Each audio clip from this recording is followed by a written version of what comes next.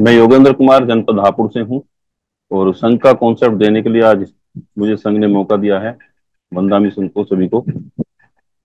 देखिए, जो संघ है, संघ को समझना इतना आसान नहीं है, और संघ को समझना आसान भी है। दोनों ही बात है।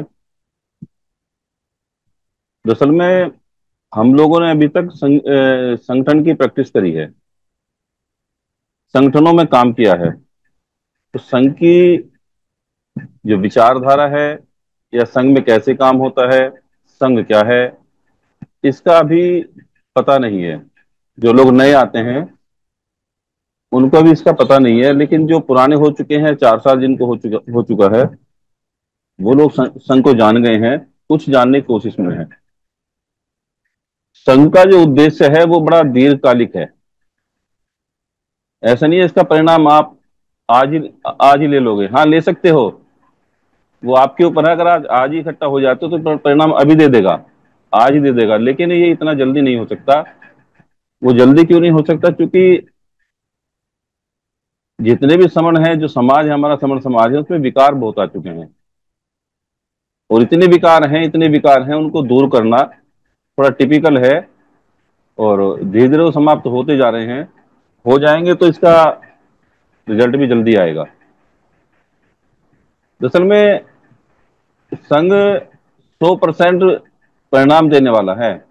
संघ गारंटी देता है कि जितने भी समण हैं, वो चाहे भारत में हैं या भारत से बाहर हैं, उनको 100% गारंटी देता है कि आप सुरक्षित भी रहोगे, आपका विकास भी होगा, और आपको सभी सुखों की प्राप्ति भी होगी।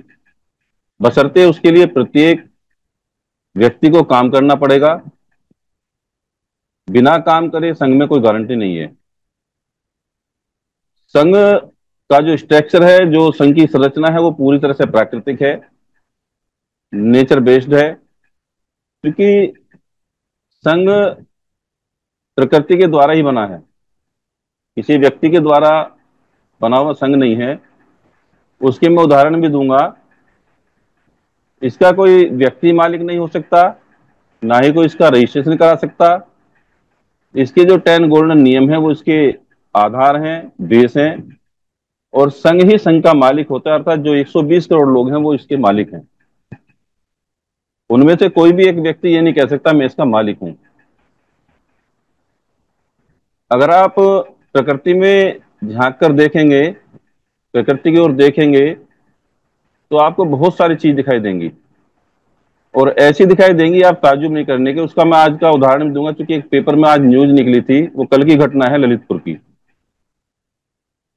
तो सर, मैं ललितपुर में वहां के सीडीओ साहब, वहां के एडीएम साहब राजेश श्रीवास जी, और मुख्य विकास अधिकारी कमलकांत पांडे जी, और उनके साथ में और भी 8-9 अधिकारी थे। वो सभी लोग किसी जांच के लिए जा रहे थे। तो रास्ते में देवगढ़ पड़ता है ललितपुर में, और देवगढ़ में बहुत सारी बौद्ध गुफाएं भी हैं। उन्होंने सोचा कि भाई एक काम करते हैं, जा तो रहे हैं, देवगढ़ की जो गुफाएं हैं, बौद्ध गुफाएं हैं, थोड़ा इनको ही देख लें। तो वहां वे उतरे होंगे, देखने के लिए गए होंगे। तो क्या होता है, जो मधुमक्खियां होती हैं, मधुमक्खियों का झुंड उनके ऊपर टूट पड़ता है। जो वहां मधुमक्खियों का छत्ता था, उनके ऊपर टूट पड़ता है। और इतना बुरी तरीके से टूटा उनका मधुमक्खियों का संघ। जो मुख्य विकास अधिकारी कमलकांत पांडे जी थे, वो बेहोश हो गए। जो एडीएम साहब थे राजेश श्रीवास जी, वो बेहोश हो गए। उनको अभी भी आईसीयू में भर्ती करा रखा है, झांसी में। और मुख्य विकास अधिकारी जी को भी जो आईसीयू उसमें भर्ती करा रखा है। जो और जो 9 अन्य जो कर्मचारी थे, उन सबको भर्ती कराना पड़ा। तो ये जो मधुमक्खियों का संघ था, जो मधुमक्खियों का झुंड था, उनको ये किसने शिक्षा दी कि भाई आप जो है अपनी सुरक्षा इस तरह से करोगे, संघ में रहकर करोगे, इकट्ठा रहकर करोगे, तभी आपकी जान बच सकती है, तभी आप सुरक्षित रह सकते हो। तभी आपकी जो मेहनत है, जो आपने इतनी मेहनत से वो शहद इकट्ठा किया, आप भोजन अपने बच्चों का इकट्ठा किया है, उसको सुरक्षित रख सकते हैं, अपने बच्चों को सुरक्षित रख सकते हैं। जो आपका घर है वो उसको सुरक्षित रख सकते हैं। वो किसने दिया उसको ज्ञान? ये सारा प्रकृति ने दिया। अगर आप देखेंगे बहुत सारे चैनल ऐसे हैं जो हमें प्रकृति का ज्ञान कराते हैं। शेरों का झुंड देखेंगे तो शेरों की जो ताकत है वो भी झुंड में ही है, यानी कि संग में ही है। जंगली कुत्तों की भी जो ताकत है वो संग में ही है, क्योंकि अगर वो संग में है, इकट्ठा है, तो ही वो शेर का शिकार भी कर सकते हैं, दूसरे अन्य जानवर का भी कर सकते हैं। अगर जंगली भैंसे हैं, अगर वो एक साथ इकट्ठा हैं, संग में हैं, तो वो अपनी सुरक्षा शेर से भी कर सकते हैं, हाथी से भी कर सकते हैं, हर किसी जानवर से कर सकते हैं। जो अन्य कीट पतंगे हैं, चींटियां हैं, बंदर हैं, जितने भी जंगली जानवर हैं, वो अपनी सुरक्षा करने के लिए, अपने आप को सुरक्षित रखने के लिए सभी संग में रहते हैं, और वो 100% सुरक्षित हैं। उनमें से जो मारा जाता है, उनमें से जो शिकार होता है, वही होता है जो अपने संग से अलग हो जाता है या फिर झुंड से अलग होगा, उसी का शिकार होगा। अन्यथा उनका शिकार करने वाला कोई पैदा नहीं हुआ। तो ये जो बात है, ये बात हमारे श्रमणों के दिमाग में क्यों नहीं आती? हम भी तो उसी प्रकृति का हिस्सा है, और ये समण संघ भी उसी प्रकृति का हिस्सा है। समण संघ के जो 10 गोल्डन नियम है वो भी सारे प्रकृति प्रदत्त हैं। मधुमक्खी के छत्ते में कोई भी ततैया या कोई भी जिसको भेड़ बोलते हैं वो नहीं जा सकता, उनके पास नहीं जा सकता, ना उनके छत्ते में बैठ सकता। क्यों नहीं बैठ सकता? क्योंकि वो विषम है, वो उनसे अलग विचारधारा का है, वो बिल्कुल अलग है, वो उसे जो है बिल्कुल भी गंवारा नहीं करेंगे, उसको अपने पास आने नहीं देंगे। हमारा जो 10 गोल्डन नियम में से पहला नियम है केवल समन, वो समन इसीलिए है क्योंकि हम जो समान विचारधारा के लोग हैं इस देश में, SC ST OBC, वो सारे इसका अंग हैं, वो सारे इसके हिस्सा हैं। कोई भी बमन इसमें नहीं आ सकता, क्योंकि वो उल्टी विचारधारा के लोग हैं, वो दूसरी विचारधारा के लोग हैं। उन्होंने अपना दूसरा संघ बना रखा है, जिसके जिसकी वजह से वो आज सुरक्षित भी हैं और संघ में है, तो सारी चीज उनके पास है। लेकिन हम लोगों ने अपना संघ छोड़ दिया, संघ में रहने की प्रैक्टिस छोड़ दी, जिसकी वजह से आज हमारा सुख, सुरक्षा, विकास, वो सब खत्म हो चुका है। हम बिल्कुल भी नहीं सोच सकते, या बिल्कुल भी ये नहीं कह सकते कि भाई आज हमारे पास में सब कुछ है। 26 जनवरी 1950 को संविधान लागू हुआ और आज पूरे 75 साल हो गए, और हम दावा करते हैं, दम भरते हैं, हम 85% लोग हैं, 90% लोग हैं, हम ऐसा कर देंगे, हम वैसा कर देंगे, हम ये कर देंगे, हम वो कर देंगे। तो बिल्कुल गलत है। कोई भी व्यक्ति ये बता दे कि 75 साल में हम अपना ये बचा पाए हैं, हम 75 साल में हमने इतना कुछ बढ़ाया है, हमने 75 साल में जो हमारे महापुरुषों ने हमें दिया है, जो महापुरुष हमारे कह कर गए कि अगर इसे बढ़ा भी ना सको तो यहीं रोक लेना, पीछे मत जाने देना भाई बिल्कुल भी। अगर पीछे चला गया तो ये समझो तुम्हारी मौत है, तुम्हारे बच्चों की मौत है, और किसी भी सूरत में आप उसको रोक नहीं सकते, चाहे कितनी भी ताकत लगा लेना। लेकिन हमने 75 साल में क्या किया? हमने अपने घर का जो भेद है वो दे दिया। घर का भेद क्या दे दिया? हम 85% लोगों ने 29 लाख टुकड़े करके अपने ये दिखा दिए कि भाई हम 29 लाख टुकड़ों में बटे हुए हैं, हमारे लाखों टुकड़े हैं, हम लाखों टुकड़े में बटे हुए हैं, और उन टुकड़ों में भी हम आपस में एक साथ नहीं है। हम लड़ते हैं आपस में, हम झगड़ते हैं आपस में, हम दुनिया को बताते हैं कि इसका संगठन छोटा है, मेरा संगठन बड़ा है, मैं ये काम करूंगा, मैं वो काम करूंगा। तो ये जो हमने अपनी जो कमजोरी दूसरे को हाथ में दे दी, दूसरे को दिखा दिया, और उसके बाद भी हम दावा करते हैं कि भाई हम इस देश के मालिक हो जाएंगे, हम अपने सारे हक और अधिकार बचा लेंगे,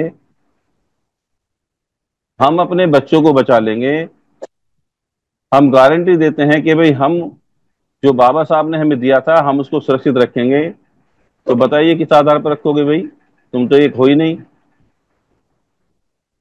पहले तो आपने बाबा साहब की वही बात नहीं मानी जो बाबा साहब कहकर गए थे कि भाई जो जातियां हैं उसका अभ्यास बिल्कुल नहीं करना। आपको मैं तीन पोटली में बांध कर जा रहा हूं, SC ST OBC, आप उसी में रहोगे। आप उसको दोबारा मत खोलना, अगर दोबारा खोल दिया तो फिर बिखर जाओगे आप। और बिखर गए तो फिर ना आपका शिक्षा बचेगी, ना रोजगार बचेगा, ना आपकी चिकित्सा होगी, ना आपकी राजनीति बचेगी, कुछ बचने का ही नहीं है। तो फिर आप अपने बच्चों को कैसे फिर बचा पाओगे? कैसे उनको रोजगार दोगे? कैसे उनको शिक्षा दोगे? कैसे कैसे उनका इलाज कराओगे, चिकित्सा चिकित्सा दोगे? तो ये सारी चीज जो है हम लोगों ने सब खत्म कर दी। और उसका कारण है हमारी अपनी महत्वाकांक्षा। क्योंकि हम लोगों में इतने सारे अवगुण आ गए। एक चंदे को लेकर, क्योंकि पैसा इतनी बुरी चीज है। पैसा भाई भाई को बांट देता है, पैसा भाई भाई को मरवा देता है, पैसा घर के कई सारे टुकड़े कर देता है। पैसा जो है पता नहीं क्या क्या करवाता है। और उसी का कारण है जो ये इतने सारे संगठन, एक से दो, दो से चार, चार से ऐसे गुणात्मक स्थिति में बढ़े हैं, और आज 29 लाख संगठन में आज हम बढ़ चुके हैं, जिसमें से 4 लाख संगठन हमारे सक्रिय बताए जाते हैं। उसके बाद भी लोग ये कहते हैं कि भाई हम सुरक्षित हैं। सुरक्षित कैसे हो भाई? क्यों बहका रहे हो पब्लिक को? क्यों भोली वाली जनता को आप जो है बहका रहे हो, उसका मूर्ख बना रहे हो? क्यों झूठ बोलते हो बिना वजह की? क्यों प्रैक्टिस करते हो कि भाई हम एक हैं? इन बेशर्मों को ये भी शर्म नहीं आती जो बाबा साहब का नाम लेते हैं, अपने सारे संतों का नाम लेते हैं, मान्यवर संत श्री काशीराम जी का नाम लेते हैं, संत शिरोमणि रविदास जी का नाम लेते हैं, गुरु घासीदास जी का नाम लेते हैं, गुरुचांद ठाकुर जी का नाम लेते हैं, हरिचांद ठाकुर जी का नाम लेते हैं। इनको ये शर्म नहीं आती कि भाई अब आप 365 दिन में एक दिन इनकी जयंती याद आती है आपको? 364 दिन कौन उनके लिए कौन काम करेगा? आप 10 दिन 20 दिन पहले आप किताब पर्ची लेकर समाज में घूमते हो और चंदा पर्ची अपना उनकी काटते हो जयंती के नाम पर। जिस दिन जयंती निकलती है उस दिन अपना जयंती निकाली, घर में बैठ गए, और 364 दिन फिर ताला लगा दिया। तो उनकी विचारधारा कौन बढ़ाएगा? समण संतों का जितने हमारे संत हैं उनका काम कौन करेगा? कौन बताएगा कि आप समन हो, आपकी पहचान क्या है? इसको आगे कौन बढ़ाएगा? क्योंकि आपके तो मजे हैं। आप तो अध्यक्ष बने बैठे हैं, आप मंत्री बने बैठे हैं, आप वरिष्ठ उपाध्यक्ष बने बैठे हैं, आप सचिव हैं, उपाध्यक्ष हैं, मीडिया कर्मी हैं, संयुक्त मंत्री हैं, तो बहुत सारे पद आप लिए बैठे हो। और एक साल में चंदा भी आपका खूब सारा करोड़ों में इकट्ठा हो जाता है। अच्छी खासी आप लोगों की जो है बढ़िया मौज मस्ती में आपका गुजर बसर हो रही है। तो जो 120 करोड़ लोग हैं इनका क्या होगा? इनकी जिम्मेदारी कौन लेगा? कौन इनको सुरक्षा देगा? आज आप देखेंगे सोशल मीडिया पर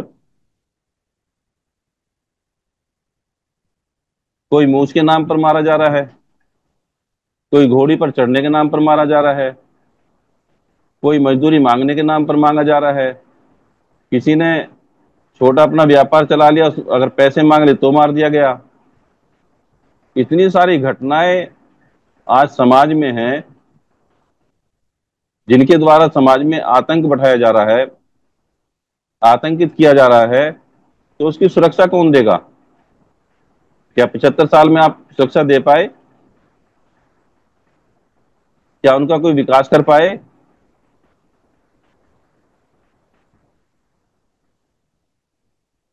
अब बहुत हो चुका है, इस सब से दूर निकलना है। भोली भाली जनता को बहकाना बंद करो, और ये अपना चंदा धंधा पर्ची अब ये बंद करो, क्योंकि अब दिन लग चुके हैं। अब सभी को संघ में काम करना है, इकट्ठा होना है, तभी आप बच सकते हो। क्योंकि बिना इकट्ठे हुए आप ना तो सुरक्षित हैं और ना ही कुछ बचा सकते अपना। अगर आप भारतीय संविधान के अनुसार, अपनी प्राचीन जो परंपरा थी उसके अनुसार आप देखेंगे, तो कभी भी पैसे को अहमियत नहीं दी गई, कभी भी पैसे को अहमियत नहीं दी गई।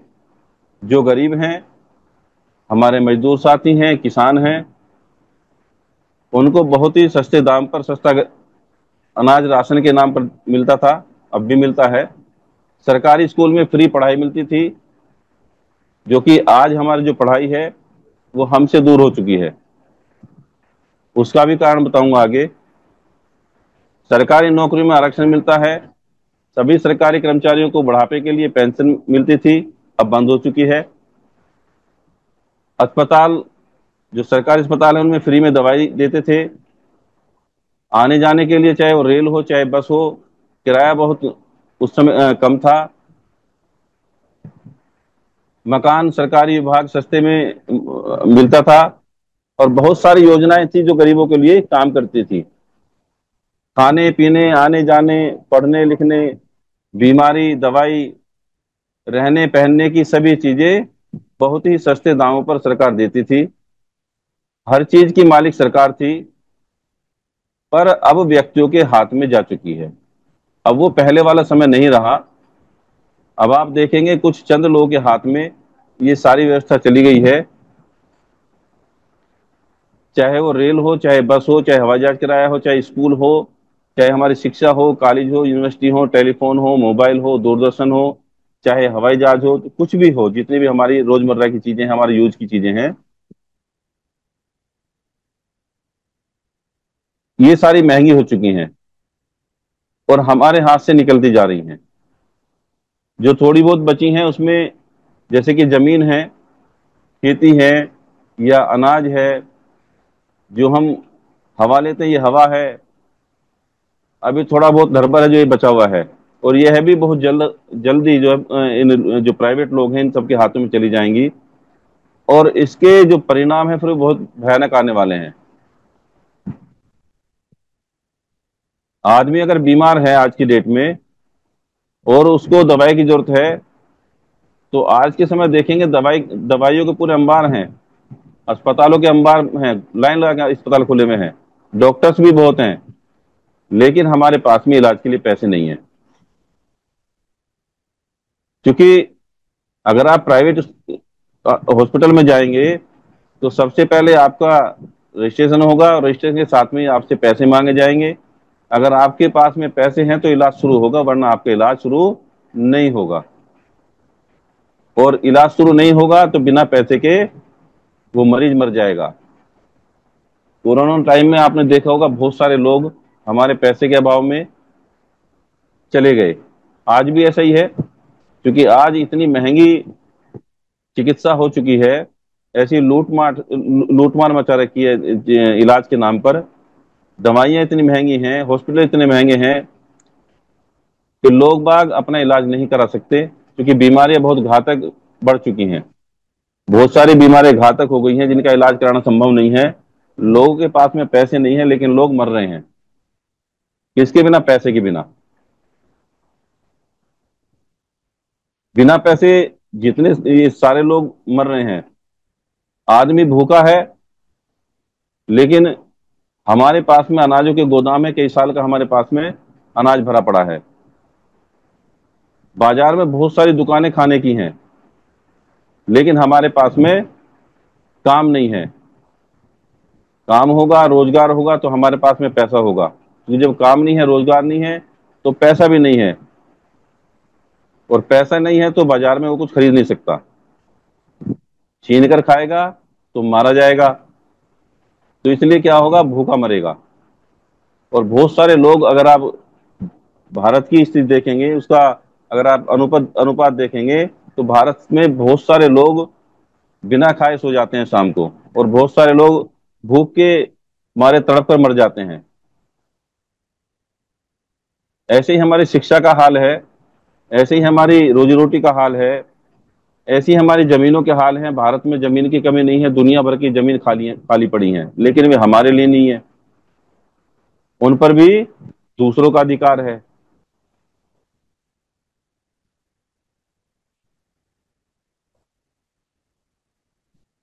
मनुष्य की जो आवश्यकता है वो धीरे धीरे खत्म होती जा रही है, और मनुष्य को धीरे धीरे खत्म भी किया जा रहा है। ये एक पॉलिसी है, ये हमको समझनी पड़ेगी। चाहे वो दवाई ना देकर खत्म किया जाए, चाहे हमारे जितने भी बच्चे हैं, यंगिस्ट हैं, उनमें शराब, नशा, सिगरेट, तंबाकू आदि की बुरी आदत डालकर खत्म किया जाए, काम या रोजगार ना देकर खत्म किया जाए, शिक्षा न देकर खत्म किया जाए, शिक्षित अगर हैं भी तो उनको रोजगार नहीं देकर खत्म किया जाए, छोटे व्यापारी को व्यापार खत्म करके उसको खत्म किया जाए, परमानेंट नौकरी की जगह टेम्परेरी नौकरी देकर खत्म किया जाए, और किसान जो है हमारे, उनको महंगा खाद लागत देकर उसकी फसल का मूल्य वाजिब मूल्य न देकर खत्म किया जाए, जनता को आपस में लड़ा भिड़ाकर खत्म किया जाए। तो ये जो सारी चीज हो रही हैं, ये सारी चीज हो रही हैं हम लोगों के बंटने के कारण। क्योंकि हम सब लोग जो हैं इतने सारे टुकड़ों में बट चुके हैं, जिसकी वजह से आज हमारा सब कुछ छीना जा रहा है, सब कुछ खत्म किया जा रहा है, और हमको नहीं दिखाई दे रहा। क्योंकि संघ की करोड़ों आंख हैं, लाखों आंखें हैं, और संघ जो है दूर तक का देखता है। संघ को दिखाई दे रहा है कि भाई अगर हम इकट्ठा नहीं हुए तो हम बचेंगे नहीं। इसलिए पिछले 4 साल से लगातार 5 मई 2021 से लगातार लोगों को जोड़ने का काम संघ में चल रहा है। और उसके लिए, जुड़ने के लिए कोई ऐसा नहीं है कि भाई आपको कोई विशेष करना पड़ेगा, केवल लोगों को जोड़ना है, लोगों के पास तक जाना है, उनको संघ का कॉन्सेप्ट बताना है, उनको अपनी पहचान बतानी है। जो पहचान, जिस पहचान के तहत हम इकट्ठा होंगे, जिस पहचान के तहत हम एक होंगे, वो जो पहचान है मैं समझ होगी, वो लोगों को बतानी है। सभी समूहों के बीच में हम सब लोगों को जाना है। हम सबकी ड्यूटी है कि हम लोगों के बीच में जाएं, और जो हमारी समण पहचान है उसको बताएं। समण मतलब समान विचारधारा के लोग, समान व्यवहार करने वाले लोग, जो इस देश के SC ST OBC हैं। ये काम जितना जल्दी हम कर लेंगे, उतना जल्दी सारी चीजें हमारे हाथ में होंगी। इस काम को आगे बढ़ाने के लिए जो लोग संघ में, संघ के कॉन्सेप्ट को समझ जाते हैं, संघ के 10 गोल्डन नियम जो है, जो इसके आधार हैं, उनको समझ जाते हैं, वो अपने आप को स्पोक घोषित करते हैं कि मैं स्पोक यानी कि संघ का प्रवक्ता बनना चाहता हूं, और मैं संघ में एक्टिव रूप से काम करना चाहता हूं। जो लोग संघ में अपनी घोषणा करते हैं, उनको जो प्रत्येक महीने की 1 तारीख को संघ का हाउस लगता है, उनको विधिवत रूप से स्पोक बना दिया जाता है, और वो उसी दिन से संघ का काम में लग जाते हैं।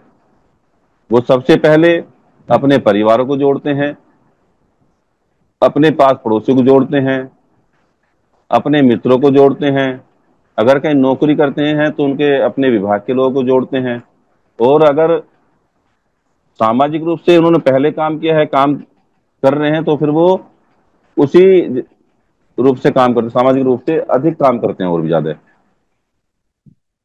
उनका काम होता है लोगों के बीच तक जाना,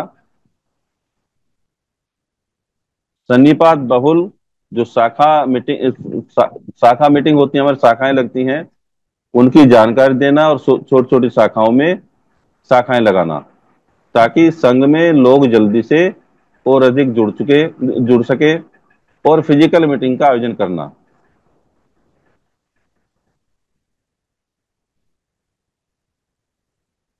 इस काम के लिए भारत में पिछले 4 साल से लगातार काम चल रहा है और लगभग 22 राज्यों में अभी तक संघ का काम फैल चुका है, जिसमें लगभग 2700 स्पोक ऐसे हैं जो इस काम को कर रहे हैं, और उसमें से 1100 स्पोक ऐसे हैं जो बिल्कुल एक्टिव रूप से काम कर रहे हैं।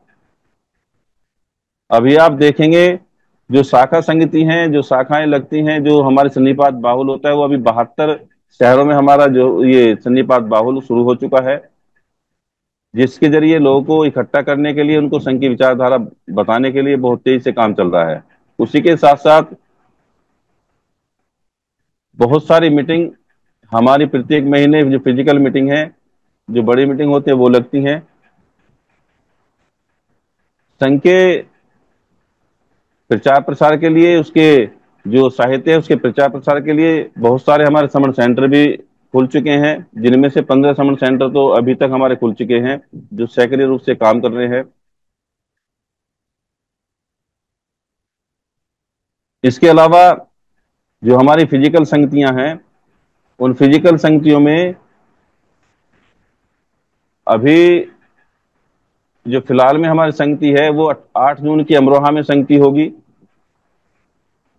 और 11 जून की बिलासपुर में संगति होगी, 7 सितंबर की गुरुग्राम में संगति होगी, 2 अक्टूबर को नागपुर में संघ का प्रचार प्रसार करने के लिए वहां जो पूरे देश से लोग आते हैं, उसके लिए हमें 1 लाख ग्रंथ का जो हमें प्रचार प्रसार के लिए वितरण करना है, लोगों तक जाना है, लोगों को संघ का कॉन्सेप्ट बताना है, मिलना है लोगों से। उसके लिए तेजी से काम चल रहा है, और उसके लिए आप लोगों से भी अपील है कि वहां के लिए आप अपने अपने नाम भी दें, ताकि बड़ी मात्रा में वहां पर पहुंच सकें और ज्यादा से ज्यादा लोगों के बीच तक हम जा सकें। 12 अक्टूबर को समण संघ के जो हमारी संघति कमेटी है उसके द्वारा शंखारोत्सव है दिल्ली में, जो हमारे प्रेमलाल जी हैं उनका शंखारोत्सव होगा। और 24 अक्टूबर को बंगाल की कोलकाता की जो बड़ी मीटिंग है, तीसरी बड़ी मीटिंग है, वो होनी है। 9 नवंबर को हरियाणा में हिसार में हरियाणा राज्य की बड़ी मीटिंग होगी, और इसके अलावा सभी स्टेट में अभी आगामी मीटिंग है, सैकड़ों मीटिंग है, जिनकी डेट अभी आ जाएगी। ये सारा काम जो है संघ में तेजी से चल रहा है।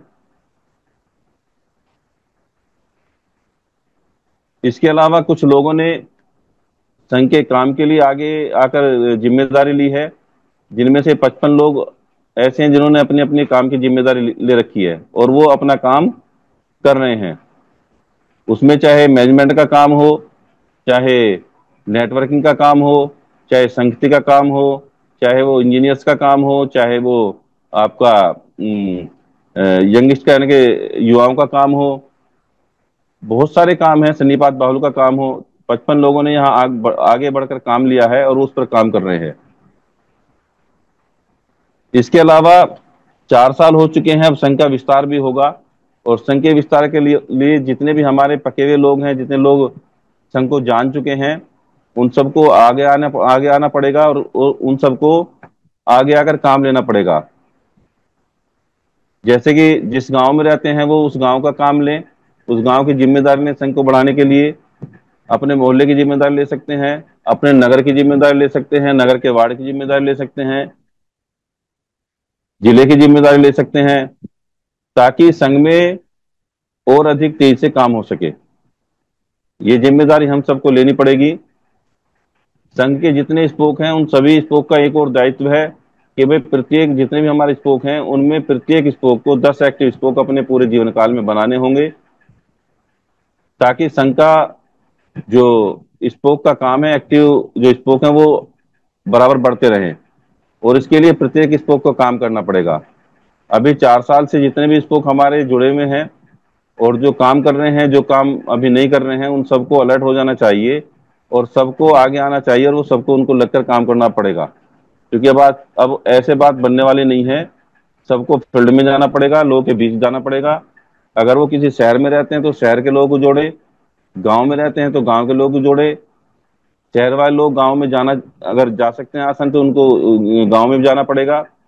अगर कोई साथी हमारा अन्य स्टेट में जा सकता तो अन्य स्टेट में जाकर लोगों को जोड़ें। जहां भी जिसको जैसी सुविधा हो वो जाए और लोगों को जोड़ें।